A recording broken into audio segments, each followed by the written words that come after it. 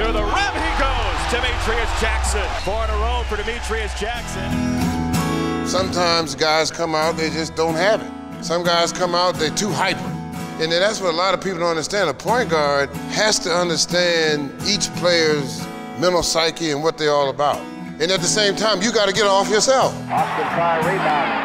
Twisting his way in. Austin Carr. Jackson dribbling to his right now. Jackson down the lane for the runner, off the glass and in.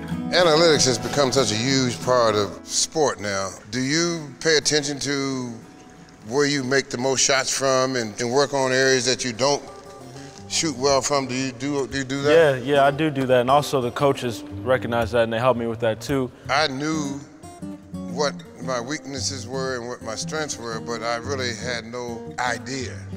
But now with analytics, you know exactly. You know, and everybody else knows too. And everybody else knows too. Yep. So you can work on those areas though. Get in the gym, place like this at night, you know, nobody in here, just get in here and just work. You do your thing, go home, do your study, and go to bed.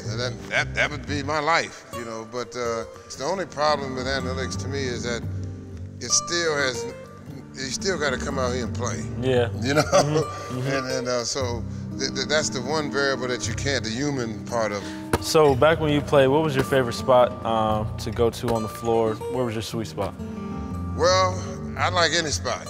As long as I can see the basket, that's what I wanted. But the corners were my favorite areas. Carr, fade away, go off. Here's Carr, quick shot. He hits again. Where's your sweet spot? My sweet spot, I would say last year was this over here, the three-point line, this area. We had a couple plays where I'm coming off the pin downs like you talked about. And so I would come right here and just shoot it as soon as I caught it, whether I was open or not. You know, I was always shooting that shot. And I think that's where I shot the highest percentage from, right there on the court.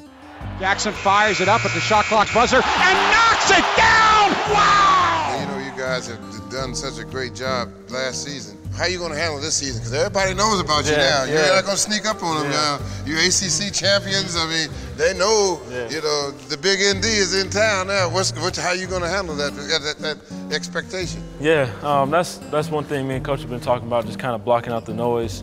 And so we just want to continue to have our poor mentality. That's one thing me and Coach talked about.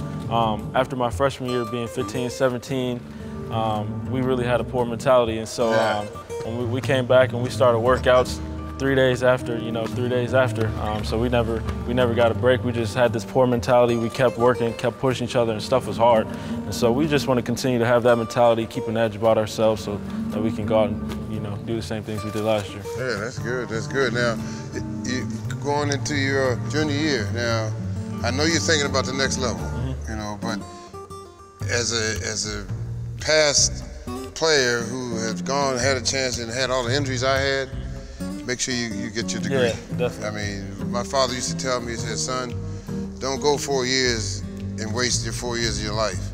You know, when you come away from Notre Dame, you have a degree. Yeah. You know, have something to show for it. So, and that would be my best advice, because as talented as you are, and which I found out the hard way, anything can happen. One false move and boom, it's over. So make sure you get, because what you get in there, they can't take from you. Yeah. All right? Yes, sir. It's a pleasure, man. Congratulations. Yeah, thank you.